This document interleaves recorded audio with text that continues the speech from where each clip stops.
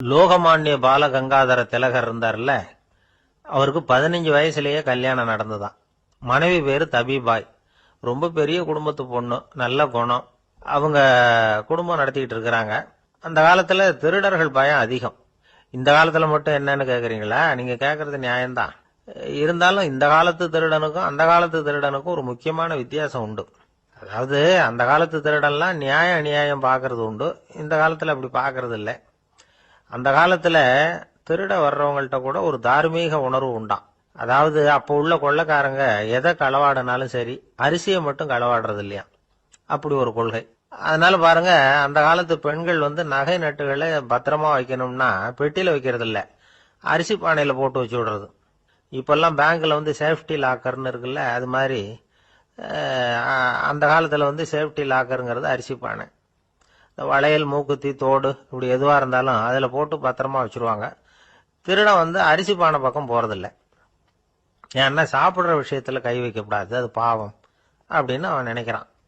திலகரோட மனைவி தபிபாயும் அதே மாதிரி தன்னுடைய ஆபரணங்களை ஒரு அரிசி பானைக்குள்ள போட்டு மூடி வச்சிருந்தாங்களாம்.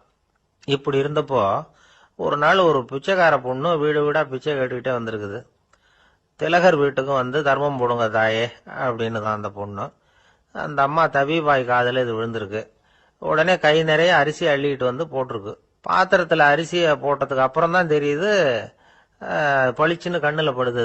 அதாவது அந்த அம்மாவோட வைர மூக்குத்தி ஒண்ணு அரிசியோட சேர்ந்து அந்த பிச்சைக்கார பொண்ணு பாத்திரத்துல போய் விழுந்துட்டுது.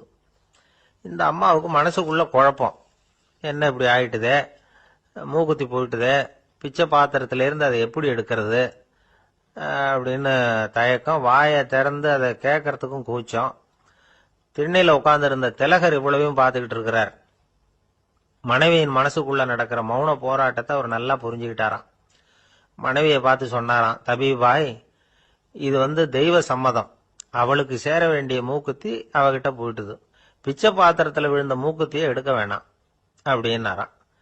சரின்னு சொல்லிவிட்டு மேற்கொண்டு எதுவும் சொல்லாம அந்த அம்மா வீட்டுக்குள்ள போயிட்டாங்களாம். இந்த காலத்துல எல்லாம் அது மாதிரி நடக்குமா? வெறும் அரிசியை போட்டுட்டு விவகாரம் பண்ணிட்டு இருக்க மாட்டோமா? தென்கட்சி கோ சாமிநாதன் ஐயா அவர்களின் இன்று ஒரு தகவல் நகைச்சுவை கதைகளை கேட்டு ரசித்தமைக்கு நன்றி.